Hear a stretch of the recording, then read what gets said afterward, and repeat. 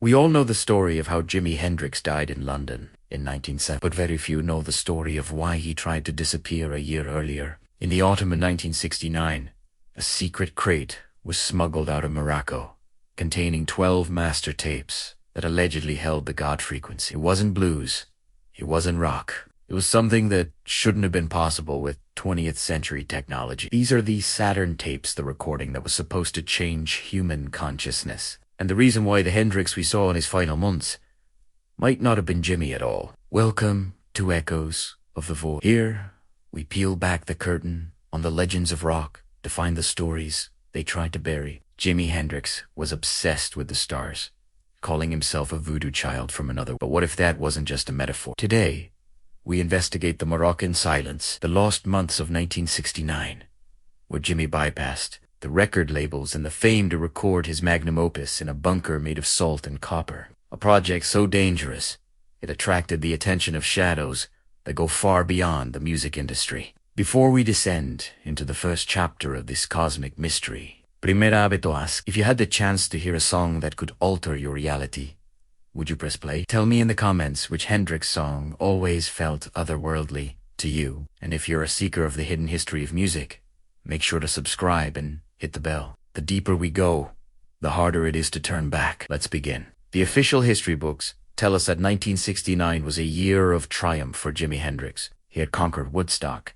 He was the highest paid musician in the world. He was building Electric Lady Studios in New York. But behind the velvet vests and the blinding stage lights, Jimi was crumbling. He felt like a prisoner of his own fame, a voodoo child trapped in a cage of commercial expectations. In late September of that year, Jimi did something that sent his management into a silent panic. He didn't just cancel a series of sessions. He vanished without a word to his bandmates or his producers. Hendrix boarded a private flight to Casablanca, carrying nothing but a beat-up leather suitcase and his 1968 Olympic white strip. His destination wasn't the luxury hotels or the bohemian hangouts frequented by the Rolling Stones. Hendrix was heading south to the edge of the Sahara, towards a village that didn't appear on any tourist. This was the beginning of what insiders now call the Moroccan silence. Witnesses from that time, locals who are now elders in the village of Diabat, speak of a tall, thin stranger who walked the dunes at night. They didn't know he was a rock god.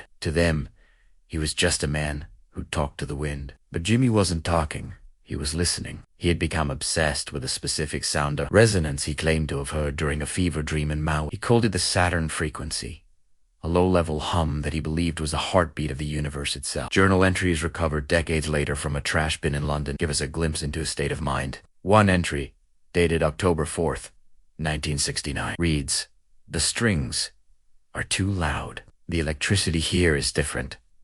It's not coming from the wall. It's coming from the sand. I can feel the stars pulling at the magnets in my pickups. We've been playing the blues, man, but the universe is playing something else. I'm going to find the dial. I'm going to tune in."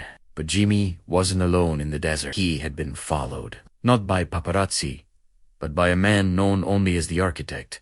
He was a former radio engineer for the French military who had been dishonorably discharged for claiming he could transmit thoughts through shortwave radio. Together, they moved into a derelict fortress, a salt-crusted bunker built during the colonial era. It was here, surrounded by walls that absorbed sound like a sponge, that the first reels of tape began to spin. The air in that bunker was thick with the smell of hashish, ozone, and ancient dust. The Architect had rigged a series of copper wires across the ceiling, creating a massive, primitive antenna. He told Jimi that they weren't just recording a song, they were building a bridge.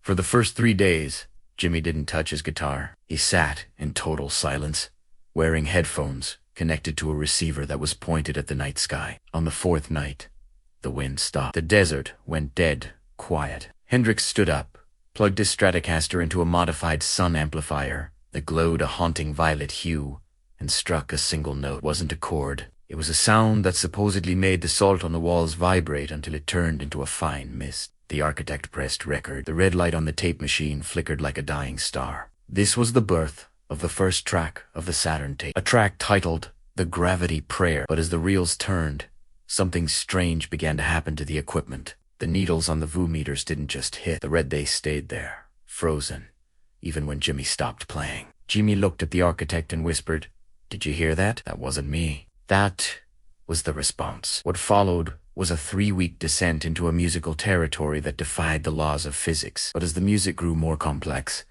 the atmosphere in the village changed. People began to report strange lights over the fortress. The birds stopped flying over that specific patch of desert, and in Washington, D.C., a file was opened at the Office of Naval Intelligence. The subject, James Marshall Hendrix, high-frequency anomaly detection. The world thought Jimi was just taking a break. In reality, he was accidentally opening a door that he wouldn't be able to close. Jimi Hendrix was no stranger to eccentric personalities, but the man he met in Casablanca was different. He called himself Jean Bonnard, but in the clandestine circles of experimental acoustics, he was known only as the architect. He was a man with a ghost-white face, hands that never stopped trembling, and eyes that seemed to be looking at something 3 inches behind your head. Jean Bernard had been a rising star in the French military's telecommunications division during the early 1960s. His specialty was subraural interference, the study of frequencies so low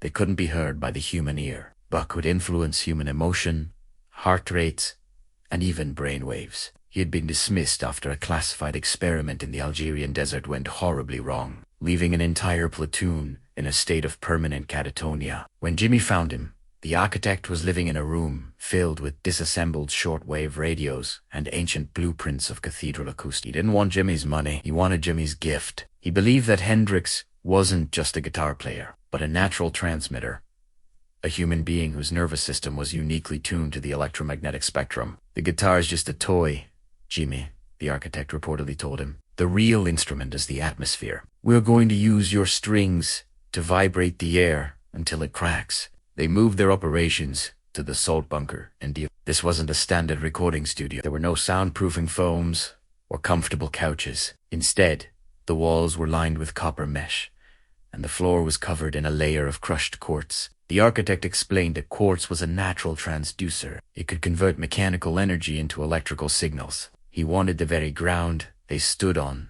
to become part of the recording. The centerpiece of the studio was a machine Jean Bonnard called the Cronus Link. It was a modified 16-track record, but instead of standard magnetic tape, it used a specialized film coated in a rare earth mineral. It didn't just capture sound, it captured residual vibrations. The architect claimed that this machine could record echoes of things that hadn't happened yet, or things that had happened thousands of years ago. For the first week of October, the sessions were grueling. Jimi would play for 14 hours straight, but not in any way his fans would recognize. There were no blues scales, no catchy riff. Under the architect's direction, Jimi was exploring the harmonic void. They were looking for the exact frequency where a guitar note would cancel itself out, creating a pocket of absolute silence in the middle of a roar. Jimi became obsessed with the concept of the sky church becoming a physical reality. He told Jean Bernard about his dreams of a city made of sound, where people could be healed by simply walking through a melody. But the architect had a darker vision. He knew that if you could find the frequency of healing, you could also find the frequency of destruction. The tension between them began to grow. Jimi wanted to reach the stars. The architect wanted to pull the stars down to earth. One night, while recording a track tentatively titled The Silver Bridge, the equipment began to act of its own accord. Even though Jimi had stopped strumming, his Stratocaster began to hum with a bright, oscillating light. The quartz on the floor started to glow a faint blue. Jean Bonnard didn't look scared. He looked triumphant. He was staring at the VU meters, which were dancing in patterns that looked like mathematical equations. "It's working," Jean Bernard whispered. "The Earth is responding. We've found the resonance of the tectonic plates." Jimi, however, felt a sudden, crushing sense of dread. He looked at his hands and saw that his veins seemed to be pulsing in time with the machine. He realized then that the architect wasn't just recording music. He was using Jimi's body as a lightning rod for something massive, a cosmic energy that was never meant to be funneled into a human vessel. That night, Jimi tried to leave. He packed his guitar, intending to catch a bus back to Casablanca. But when he reached the door of the bunker, he found it locked from the outside. And through the small, reinforced window, he saw 3 black sedans idling in the desert sand, their headlights cutting through the dust like predatory eyes. The architect walked up behind him, his voice cold and steady. "You can't go back to being a rock star, Jimi.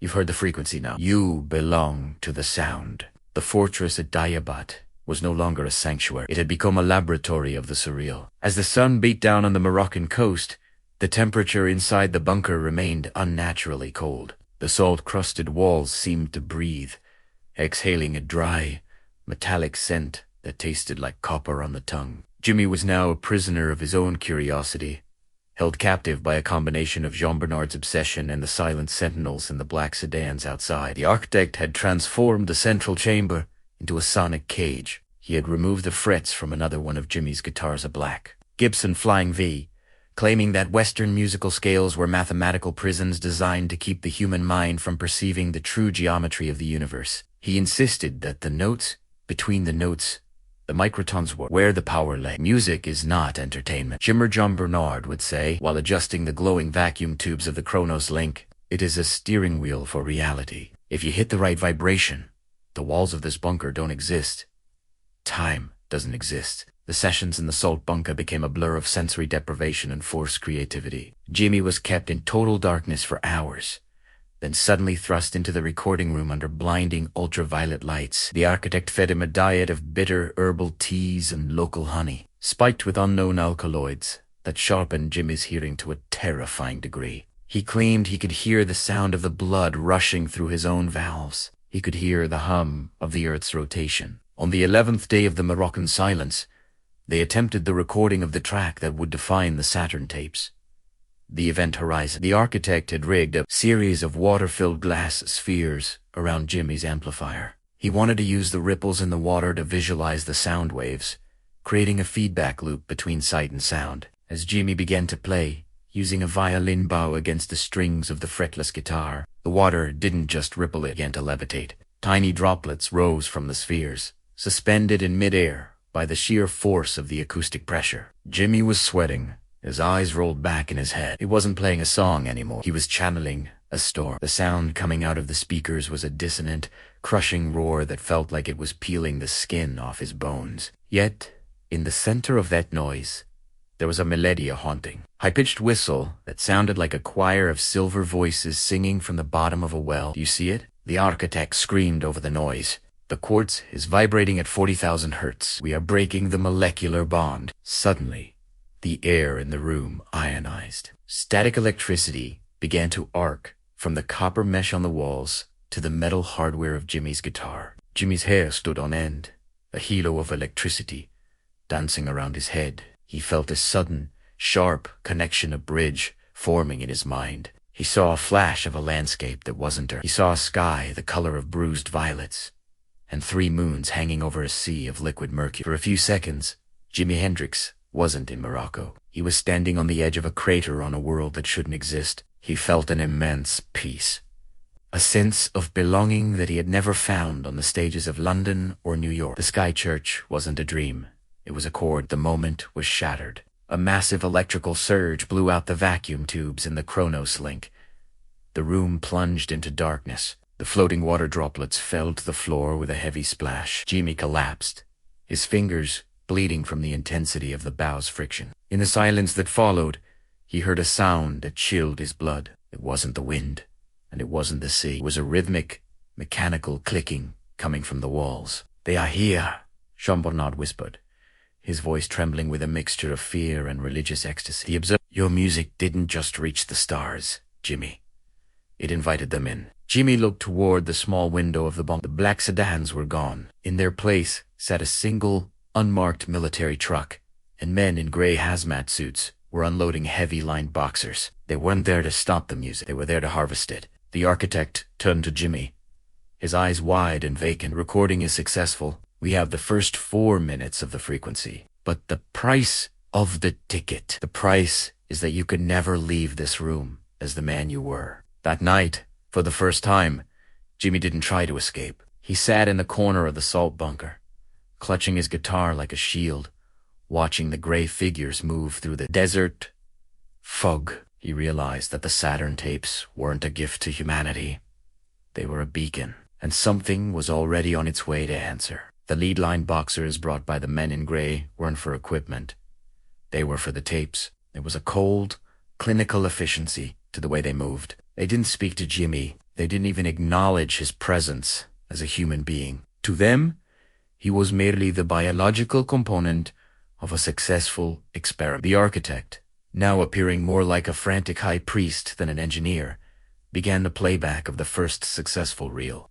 Titled Reel Zero, the Genesis Pulse. This was the recording that would eventually become the crown jewel of the secret Hendrix archives. When the play button was pressed, the sound that emerged from the monitors didn't resemble music in any traditional sense. It began with a sound like 1,000 glass bells shattering in slow motion, followed by a low-frequency throb that seemed to bypass the ears and vibrate directly in the listener's marrow. Jimmy sat on a wooden crate, his head buried in his hands. Hearing the recording was worse than playing it. When he was playing, he was the conductor of the lightning. Now, he was just a witness to the storm. The music had a terrifying depth to it, as if the audio was three-dimensional. One could hear the distance between the notes, a vast, echoing emptiness that suggested the recording had captured the literal vacuum of space. "Listen to the decay," Jimbunat hissed, pointing at the spinning tape. "There is no echo. The sound isn't bouncing off the soul. It's disappearing into the frequency and coming back."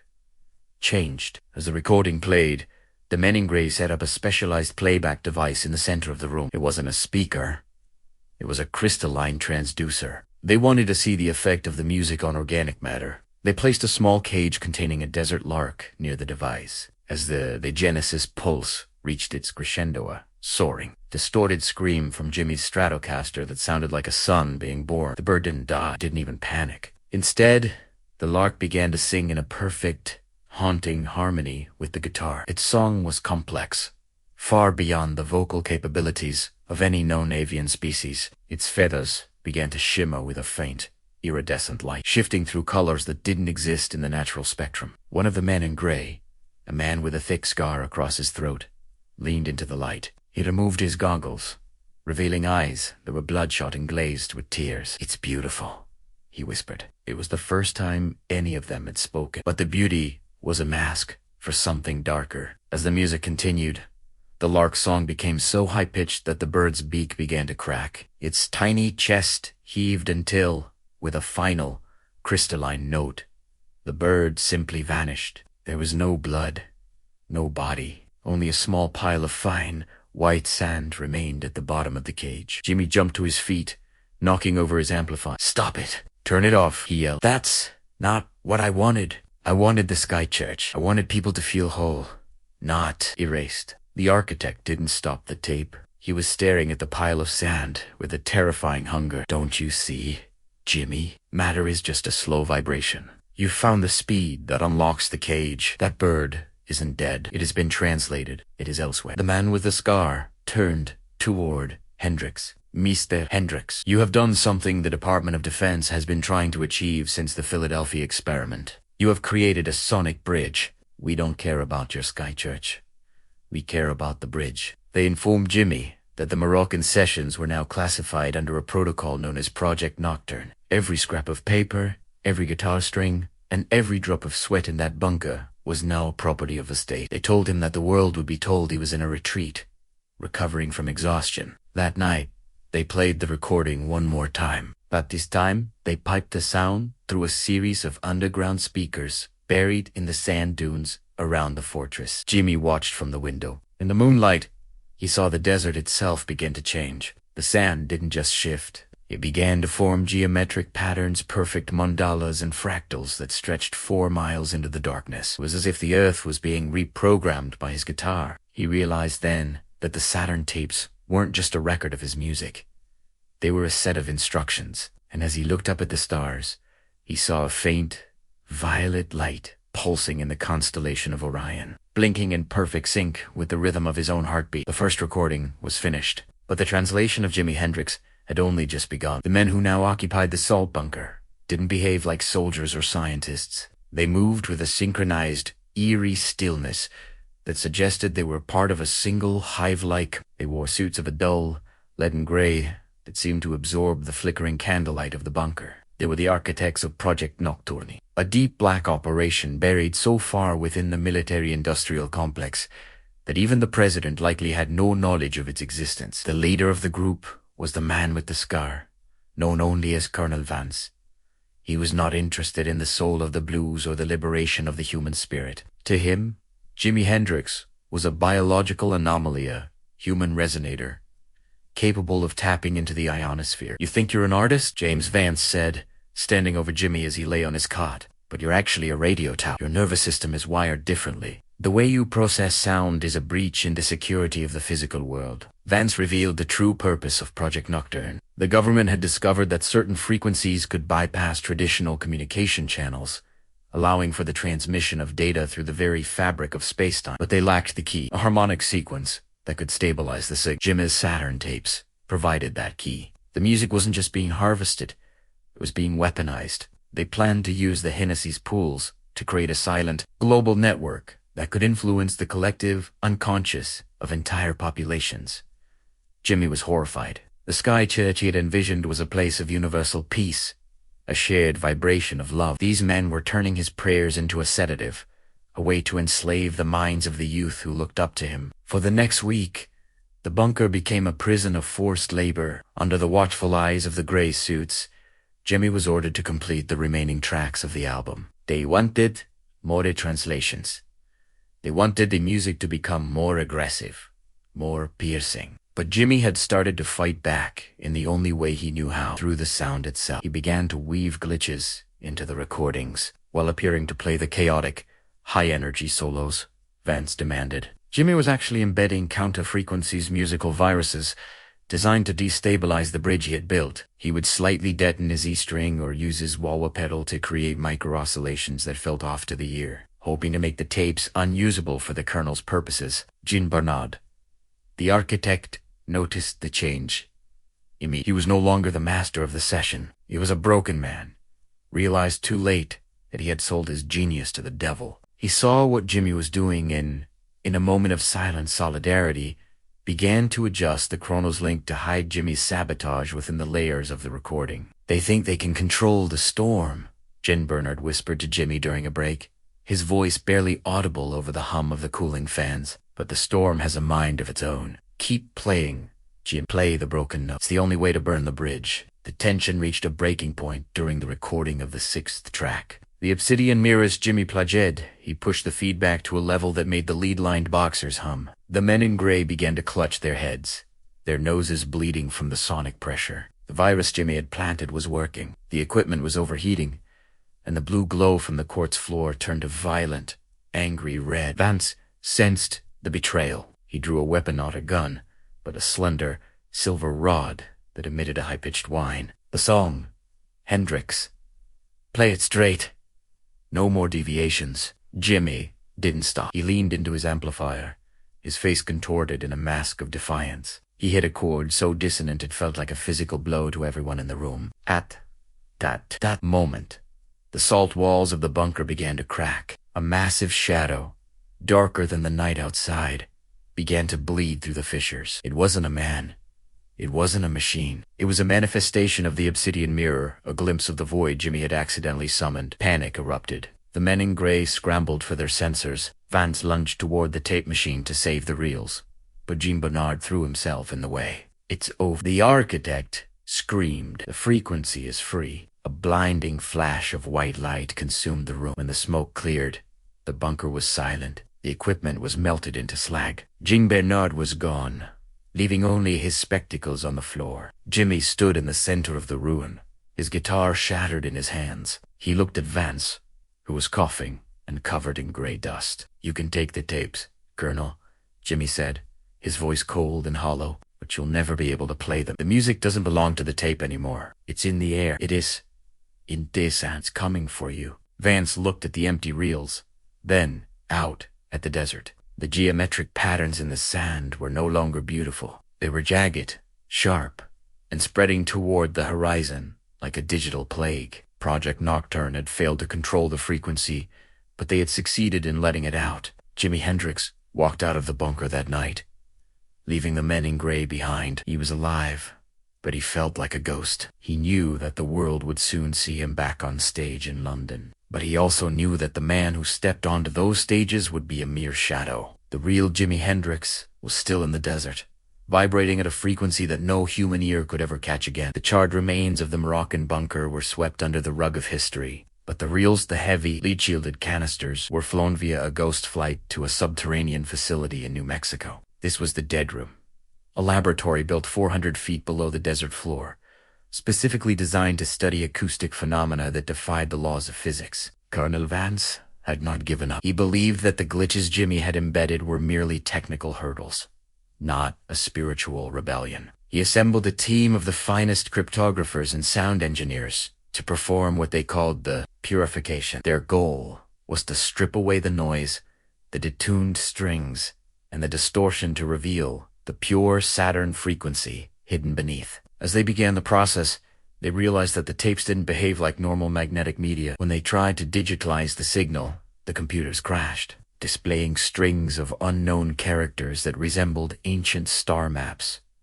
The audio wasn't just stored on the tape. It seemed to be growing on it, becoming more complex with every playback. "We aren't looking at a waveform anymore," one lead scientist remarked, staring at an oscillator. "We're looking at a heartbeat, and it's accelerating." In the Dead Room, the researchers began to suffer from a condition they termed the humming. Even when the tapes weren't playing, they could hear Jimmy's guitar echoing in the ventilation shafts. It was a phantom melody that caused vivid, shared hallucinations. Some saw cities made of liquid light. Others saw Hendrix himself, standing in the corners of the lab, his Olympic white Stratocaster glowing with an internal heat. By the third week of the study, the team managed to isolate a 10-second loop of what Jimmy had called the Saturn frequency. It was a sound that existed at the very edge of human perception. When they played it through a high-fidelity system, the results were catastrophic. The sound didn't travel through the air. It traveled through the solid rock. The facility began to resonate. Glass beakers didn't shatter. They melted into puddles of silicon. The lead shielding on the walls began to ripple like water. But the most disturbing effect was on the people. The scientists didn't feel pain. They felt a sudden, terrifying loss of identity. It was as if the frequency was unzipping their memories, erasing their names, their families, and their pasts, leaving them as empty vessels. Vance watched from behind a reinforced observation window as his best men wandered the lab, touching the walls and smiling with the vacant expressions of infants. He realized that Jimmy's virus wasn't meant to break the machine. It was meant to protect the listener by destroying the mind's ability to weaponize the sound. Hendrix had turned the Saturn Tapes into a dead man's switch. Meanwhile, thousands of miles away in London, the public-facing Jimi Hendrix was struggling. To the world, he was the rock god on tour, but those close to him noticed the change. He was quieter, his eyes often fixed on the horizon as if he were waiting for a signal. He had stopped playing his hits with the same fire. Instead, he would often drift into long, dissonant improvisations that sounded suspiciously like the loops from the Dead Room. He was a man divided. Part of his soul was still vibrating in that New Mexico basement, trapped in the spinning reels of the Saturn Tapes. He knew that Vance was still trying to purify the signal. He could feel every time they pressed play in the Dead Room. It was a tether that pulled at his heart, draining his life force. One night, after a show at the Isle of Wight, Hendrix was found backstage staring at a television that wasn't turned on. His manager asked him what he was looking at. "The stars are talking back," Jimmy whispered. "They're not happy with the way the Colonel is playing the song. They want the masters back. And if they don't get the masters, they're going to take the musician." Vance, oblivious to the cosmic warning, ordered one final attempt at the purification. He wanted to broadcast the isolated frequency via a high-altitude satellite over a remote part of the Pacific. He wanted to see if he could harmonize an entire region. But as the technicians initiated the broadcast, the Saturn frequency did something unexpected. It inverted itself. Instead of a broadcast, it became a vacuum. It began to pull energy from the electrical grid, from the satellite, and from the very air in New Mexico. The Dead Room went dark. A low, vibrating hum shook the desert for 50 miles in every direction. When the emergency lights finally flickered on, the canisters were empty. The tape hadn't been erased. It had physically vanished, leaving only a faint smell of ozone and the scent of wild Moroccan sage. The Saturn Tapes were gone from the physical world, but the frequency had found a new home. It was no longer in a bunker or a lab. It was now vibrating in the collective subconscious of the youth, hidden in the background noise of every radio station and every vinyl record played across the globe. Jimi Hendrix felt the release. The moment the tapes vanished, he smiled for the first time in months. The bridge was burned. But he also knew that his time as a bridge builder was over. The frequency was free, and now it was his turn to follow the sound home. By September 1970, the world saw Jimi Hendrix, who appeared exhausted, a man struggling under the weight of his own shadow. But the truth was far more strange. The Saturn frequency was no longer a recording. It had become a biological parasite. Every time Jimi closed his eyes, he saw the geometric sand patterns of Morocco. Every time he touched the guitar, he felt the cold, metallic pulse of the New Mexico lab. He was a tuning fork that wouldn't stop vibrating. The incident didn't begin at the Samarkand Hotel in London. It began 48 hours earlier in a private recording studio where Jimi had gone to try and purge the final remnants of the Saturn tapes from his system. He was alone, surrounded by stacks of Marshall amplifiers, trying to find a chord that would snap the tether. Engineers in the booth next door reported that the session was unlike anything they had ever witnessed. Hendrix wasn't playing songs. He was standing in the middle of the room, his guitar slung low, screaming into the pickups. But the sound coming out of the speakers wasn't a scream. It was the sound of a shortwave radio scanning through frequencies that didn't exist. The lights in the studio began to pulse in a rhythmic, violet pattern. Then the tape machines began to spin backward at impossible speeds. Jimi emerged from the studio 3 hours later, his face pale and his hands shaking. He told his girlfriend, Monica Danman, that he had finally found the exit. On the night of September 17th, the atmosphere in London felt heavy, charged with an approaching storm that never broke. Witnesses who saw Jimi at a party that evening described him as translucent, as if he were fading out of the room. He wasn't intoxicated by substances. He was intoxicated by a resonance. He was heard whispering to himself, "The architect is calling. The bridge is open." In the early hours of September 18th, the frequency reached its terminal velocity inside the apartment at the Samarkand.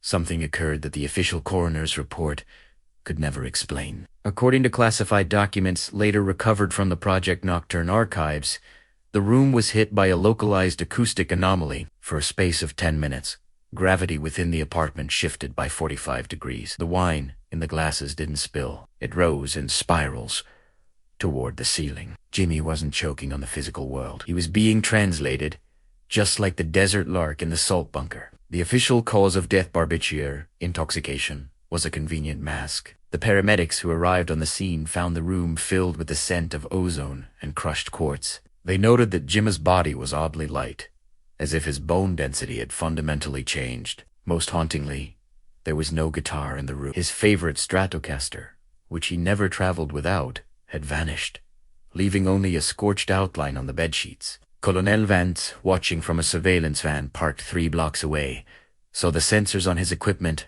go off the charts. The Saturn frequency had spiked, emitted a final, blinding burst of energy, and then flatlined into a perfect area silenza. Vance rushed into the apartment before the police arrived. He didn't look at the body. He looked at the walls. Scrawled on the condensation on the window was a single phrase, written in a script that looked like ancient celestial mathematics. "The Sky Church is now in session." The colonel realized that Hendrix had won. He hadn't just died. He had completed the transmission. He had used his own physical form as the final master tape to carry the frequency away from the reach of Project Nocturne. As they carried the body out, a crowd of fans gathered in the street. Some of them began to report a strange, sensational low hum in their ears that made them feel a sudden, overwhelming sense of peace. For a few seconds, the street noise of London disappeared, replaced by the faint, distant sound of a guitar playing a melody that felt like a sunrise. Jimi Hendrix was dead by the world's standards. But for those who knew about the Saturn tapes, September 18th wasn't a funeral. It was the moment the broadcast finally went global. The man was gone, but the signal was now everywhere, vibrating in the gaps between the radio stations, waiting for someone else to tune in. The body buried in Greenwood Memorial Park in Renton, Washington, was encased in a heavy casket, but rumors began to circulate within the inner circles of the London music scene almost immediately. The man the world saw during the summer of 1970 was not the same James Marshall Hendrix, who had vanished into the Moroccan desert a year earlier. The theory of the London Imposter was born from the desperate observations of those who knew Jimi best. His roadies noticed that the new Jimi had forgotten specific, intimate guitar habits, more subconscious finger movements that had defined his style for years. More disturbingly, his legendary scars from old stage mishaps seemed to have shifted or disappeared entirely. Project Nocturne, led by a frustrated Colonel Vance, had realized in early 1970 that the real Hendrix was becoming too unstable, too translucent to be controlled. They couldn't afford to lose their primary asset before the Saturn frequency was fully mapped. According to a leaked memo, the government initiated a sub-project called Mirror Image. The imposter was reportedly a young paratrooper from a secret base in Virginia. A man who had undergone extensive reconstructive surgery and months of hypnotic personality grafting.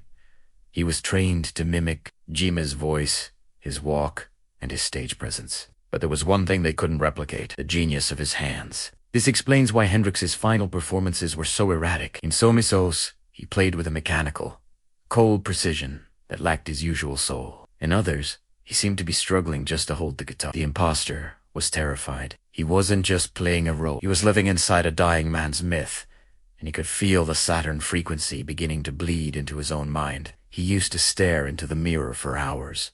A former assistant claimed in a 1982 interview that was suppressed for decades. He wasn't looking at his reflection. He was touching his face, as if he were trying to remember whose skin it was. He would whisper, "The song is too loud for this body. It's breaking the glass." The real Jimi Hendrix, according to this darker lore, was being held in a private medical wing of the Moroccan bunker, his mind almost entirely disconnected from the physical world. He was being used as a biological server, his brainwaves being recorded 24/7 to try and reconstruct the lost bridge. The man in London was merely a distraction, a placeholder designed to keep the public and the media from asking questions about Jim's whereabouts. The cracks in the deception became violent during the final European tour. The imposter began to have synaptic collapses on stage. At the Femmern Festival in Germany, just days before the end, he stood motionless for several minutes while the crowd booed. Wasn't drugged. He was receiving a broadcast from the real Jim. The two minds were entangled across thousands of miles. On the night of the Samarkand incident, the imposter's purpose had ended. He had served as the vessel for the incident, a public-facing death to close the book on the Hendrix mystery. Some believe the imposter was retired by Vance's men, while others whisper a more haunting possibility, that the frequency became so strong that it literally erased the imposter's DNA, leaving behind the distorted, light-depleted corpse found by the paramedics. But if the man who died in London was a double, what happened to the original? In 1975, a traveler in the remote Atlas Mountains of Morocco reported seeing a tall, slender man, a shock of wild hair, sitting by a stream. The man didn't have a guitar. Instead, he was holding a series of hollowed-out reeds, blowing into them to create a sound that made the birds in the trees fall silent. When the traveler approached and asked his name, the man simply smiled and pointed at the sky. "The broadcast is over," he said. "I'm just the echo now." The London Imposter was a masterpiece of military deception. But it failed for one simple reason. You can clone a man, and you can mimic a face, but you cannot replicate a frequency that comes from the stars. The mirror image shattered, leaving the world with a mystery that sounds more like a song every time we try to solve it. For decades, the Saturn Tapes remained a ghost story whispered in the back rooms of high-end audio boutiques and occult bookstores, that changed in the winter of 1998 in a cold, sterile vault in Zurich, Switzerland. A private estate lawyer, tasked with liquidating the assets of a deceased former diplomat who had ties to the French military, discovered a single, unmarked metal canister. Inside was not a magnetic tape, but a high-density optical disc technology that shouldn't have existed in the early 70s, labeled Nocturne, Final Master, Do Not Reproduce. The lawyer, a man with no interest in rock music, sold the disc to a private collector for an undisclosed sum. Within weeks, low-quality fragments of the audio began to appear on the early, unregulated corners of the internet. These were the Zurich leaks. The files were unlike any bootleg ever recorded. Even through the compressed, tinny speakers of 90s computers, the music had an unsettling effect. Listeners reported that the tracks didn't just play, they seemed to synchronize with the electrical hum of the rooms they were in. One 4-minute clip, titled The Glass Cathedral, became notorious on underground forums. It was a solo guitar piece, but the notes sounded like they were being played on strings made of liquid light. The most disturbing aspect of the Zurich leak was the physical reaction of those who spent too much time analyzing the audio. In Zurich, The audio engineer had to clean up the files, for the collector suffered a complete mental break. He claimed the music wasn't made of notes, but of coordinates. He was found in his studio, having covered every inch of the walls with complex astronomical charts. Insisting that Jimi hadn't been playing the guitar, he had been mapping the exit. "It's not a song," the engineer wrote in his final log. "It's an invitation. If you listen to it 3 times in total silence, the room you're in stops being the room you're in." The leak caught the attention of the modern successors to Project Nocturne. Suddenly, the men in grey were back. But this time they were wearing the suits of corporate lawyers and data recovery specialists. They moved with surgical precision, scrubbed the files from the internet, and seized the original disc in Zurich under the guise of an international security breach. But they were too late. The frequency had been digitized. It was now a ghost in the machine. Rumors persist that a second leak occurred in 2012, this time on the dark web. This version supposedly contained the full Moroccan sessions.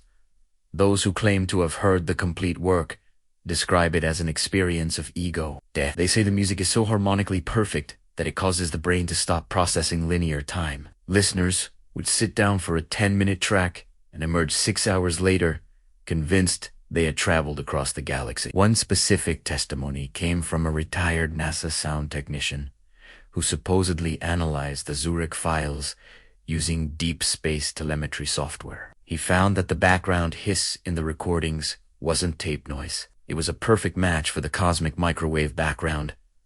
Radiation afterglow of the Big Bang. Hendrix wasn't just playing over a backing track, the technician whispered to an investigative journalist. He was jamming with the beginning of time itself. He found a way to plug his Stratocaster into the source code of the universe. Today, if you look deep enough into the archives of certain musicology forums, you will find the Zurich survivors, a small group of people who claim their lives were permanently altered by those leaked files. They don't talk about the music in terms of melody or rhythm. They talk about it as a location. They believe that Jimi Hendrix didn't die. He simply moved into the frequency. The Zurich leak proved that you cannot bury the truth forever, especially when the truth vibrates at 40,000 hertz. The government might have the physical discs, and the kernel might have the files, but the Saturn tapes are no longer a secret. They are a haunting, waiting to be heard again by anyone who knows how to listen to the silence between the stars. The story of Jimi Hendrix and the Saturn tapes does not end with a death, a disappearance, or a classified file. It ends with a resonance that continues to ripple through the world today. If you look at the history of music after 1970, you see a sudden, inexplicable shift, a surge in electronic exploration, ambient soundscapes, and a collective obsession with reaching beyond the human experience. It was as if the leak Jimi initiated in the desert had finally begun to saturate the atmosphere. Colonel Vance and the architects of Project Nocturne are long gone, their names erased by the very secrecy they craved. The dead room in New Mexico was reportedly filled with concrete in the late 1980s, after the walls began to hum with a frequency that no engineer could silence. But the frequency didn't stay buried. Modern astronomers have occasionally detected strange rhythmic bursts of radio waves coming from the direction of the Saturnian rings that do not match any known celestial phenomena. Some rogue scientists, familiar with the Nocturne legends, have pointed out that these bursts follow the exact mathematical cadence of Hendrix's voodoo chant. They suggest that Jimi didn't just record a song about the stars. He turned himself into a permanent broadcast that is still traveling through the cosmos, a sky church with an infinite congregation. Today, in the village of Diabat, the elders still tell stories of the Man of the Wind. They say that on certain nights, when the moon is thin and the Sahara wind blows toward the sea, you can still hear the faint, distorted wail of a guitar coming from the ruins of the old salt bunker. The sand dunes near the site still form perfect geometric patterns after a storm shapes that look remarkably like the sound wave visualizations found in Jean Bernard's Lost Blueprints. Jimi Hendrix's physical life was a brief, blinding flash, but his lore is eternal. He was the chosen vessel for a frequency that was too large for one man, one band, or one planet. He sacrificed his fame, his sanity, and eventually his physical form to ensure that the God frequency would not be used as a weapon, but as a map. The Saturn tapes are not lost. They are hidden in plain sight. They are in the static between radio stations,